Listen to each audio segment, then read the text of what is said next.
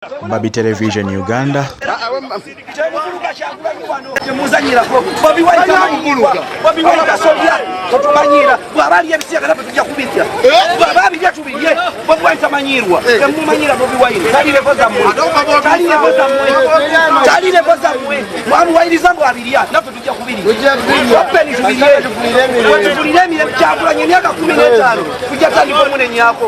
Njasobya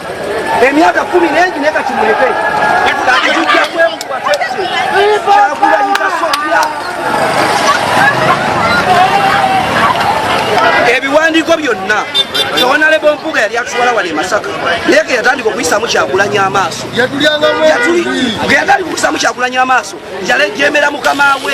ensonga lwaki ffe twagala okugenda mu ttale twayise Mu7 twasalawo nnakalulu katwale mu kulonda nga tuyita mazima n'obwenkanya kati bo baahonale MPUUGA bayita ebbandi baleke kulwana mukama waabwe kyagulanyi ffe bannamasaka tulina otandika omunenya nga wayise emyaka 20 tumunenye nti kyagulanyi takoze kibalwanya kiri kimu onalebo no sina bufu onalebo MPUUGA amakinga ekintu kimu fatuyambe bwanakiza nagondera mukama we kyagamba tujja kudda emabegawo naye bwana batamugondere tujja genda nagenda tujja genda naye bwana bannamanya nga yazenga wagira kyakulanyi tujja genda n'oyo ne bwana bannannungi tujja genda n'oyo twagala bayina lo petolunyumiza twaleese wano tenti n'obutebe ne bandikutudde obutebe bwonna tuwadde tulirwa mativu ate kyakulanyi tumusaba jjeko ne Masaka Kale Babi Television Uganda ensonga bwezityo bweziri awali mu bitundu by'e Masaka abavubuka beesuddemu ogutaaka oluvannyuma lw'okutegeka omukolo ogwabadde wali ku kibiina kya National Unity Platform mu bitundu by'e Masaka era nga balaze obutali bumativu ku mbeera Honorable Mathias Mpuuga Nsamba gye yeeyisaamu naddala okutyoboola amateeka g'ekibiina kya National Unity Platform nga kw'ossa n'obutawuliriza mukama we President Robert Kyagulanyi Ssentamu. Olunaku olw'ejjo amasasi gaavuzeekokko wali mu bitundu by'e Masaka era nga kigambibwa mbu waliwo omukungu omu gwe ngenda okubanga mbategeeza mu maaso kokkaawo katono nnyo Mpuuga gwe yali yassa mu ofiisi y'ekibiina kya National Unity Platform wali mu bitundu by'e Masaka era ng'omukulu ono Mpuuga yamukwasa n'ekimotoka ekivuga kasasiro mu kitundu ky'e Masaka era ng'ono yayakuliddemu okwonoona kw'ebintu ebyabadde bitegekeddwa ku mukolo ogwabadde ku ofiisi z'ekibiina era okukakananga n'ebintu byonna ebiri mu ofiisi y'ekibiina kya National Unity Platform wali mu ofiisi y'e Masaka byonna byayonooneddwa era amasasi gaavuze tiyagaasi n'anyooka olw'embeera eyabaddewo erudde eyo nga President Robert Kyagulanyi Ssentamu ali mu bitundu by'eddokolo. Waliwo nno ababadde bawanyisiganya ebigambo nga bagezaako okuvuma President Robert Kyagulanyi Ssentamu naye waliwo abavubuka abaabakozeeko era kino kyekimu ku byoleka nti abantu nabo beetaaga enkyukakyuka bakoowu yadde nga bingi be babamusibako okugeza nga okulya ebisiyaga wabula okusinziira ku kiripo eyo gy'owulidde abavubuka bamativu nnyo era bamanyi ekituufu ku President Robert Kyagulanyi Ssentamu nti tabirya era ekyo bakimanyi bulungi nnyo nti babimusibako busibi okusobola okuyisaawo ebyabwe nga ba propagandist ba Mu7 we babyogera no bulijjo ne mukama waabwe. President Robert Kyagulanyi Ssentamu bannamasaka of course bamusabye part 2 okubanga addayo nate bamubuuzeeko oba oliawo babeerekokko naye nga bw'abadde nga akikola mu bitundu by'eggwanga eby'enjawulo. President Robert Kyagulanyi Ssentamu ndowooza obubaka buno bugenda kubanga bumutuusibwako eri abo bannankyukakyuka abakyalimu ensa kubanga ye Honorable Mathias Mpuuga Nsamba n'abantu be abamusindika mu Parliament okubakiikirira of course si bamativu era bamuggyemu dda obwesige okusinziira ku mbeera eri ku ground. Ensonga gye bawa abantu bano kwe kuyisaamu ebiragiro bya President Robert Kyagulanyi Ssentamu amaaso nga kw'ossa n'okutyoboola eddembe nga kw'ossa n'ebyo ebigobererwa oba ennono ekibiina kya National Unity Platform akwekitambulira omuli obutenyigira mu bikolwa ebyokulya enguzi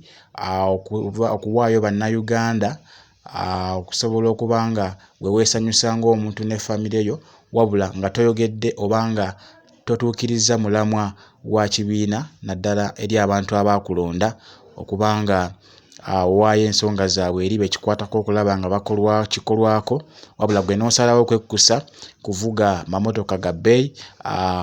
ku malaalo ga bannaffe abattibwa nakyemalira. So ensonga eyo ku ground abantu bagimanyi bulungi nnyo, era Honorable Mathias Mpuuga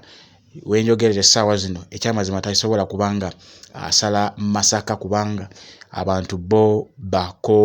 bakoowu nnyo ekisusse. Era ndowooza kankunoonyeze katambi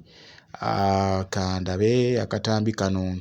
nabadde nako wano naye nga Masaka wali bakuba tiyagaasi nga boonona n'ebintu. Kyennaku nti ate abasirikale ate be bayonoonye ebintu ebyabadde bifulumiziddwa ebikola mu ofiisi z'ekibiina kya National Unity Platform. Weewaawo abavubuka bagezezaako okubanga bataasa, naye ate nga obusungu bubali waggulu nnyo olw'ensonga nti tebakkiriziganya n'ebyo Mathias Mpuuga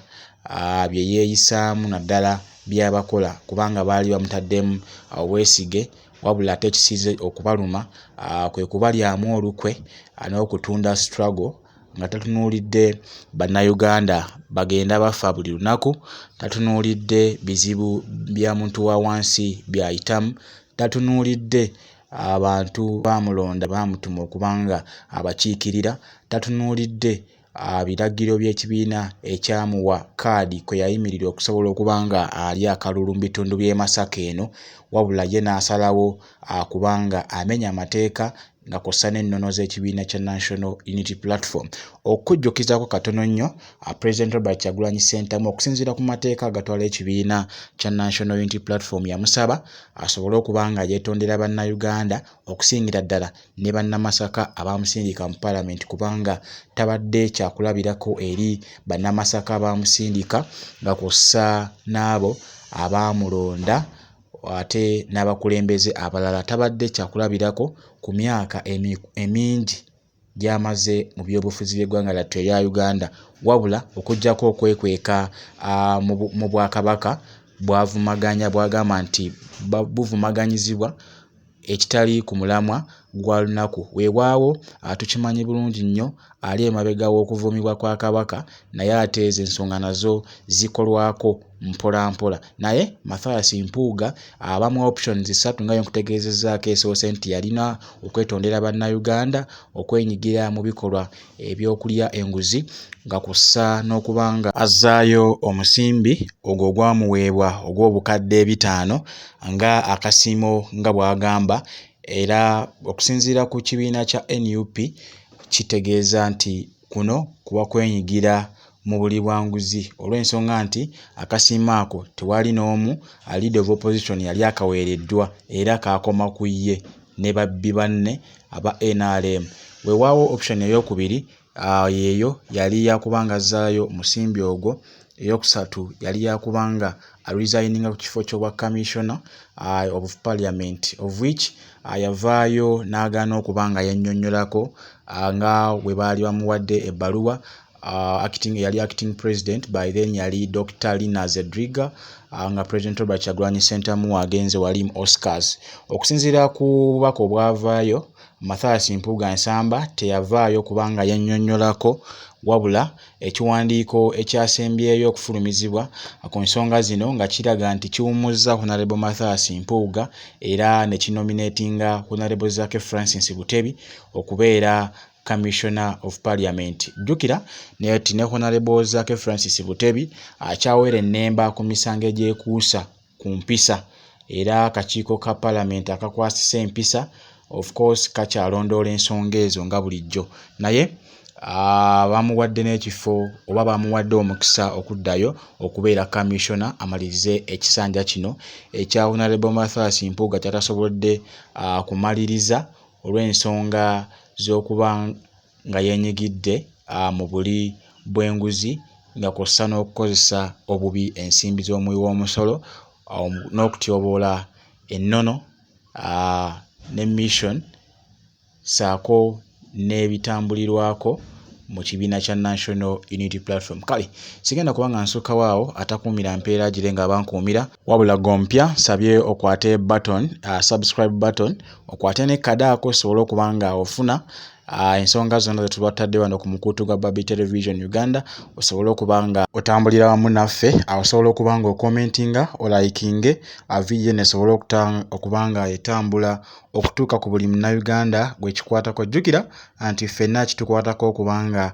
tubeera empaji ey'amaanyi ennyo okulaba nga tununula eggwanga lyattu erya Uganda tusobole okubanga tubeera ne Uganda empya ejjudde emirembe essanyu akosa n'okubanga tugyeyagaliramu nga bannayuganda. Kale atakumira mpeera abankuumire mugira mubayo bulungi nnyo, Mukama akuume.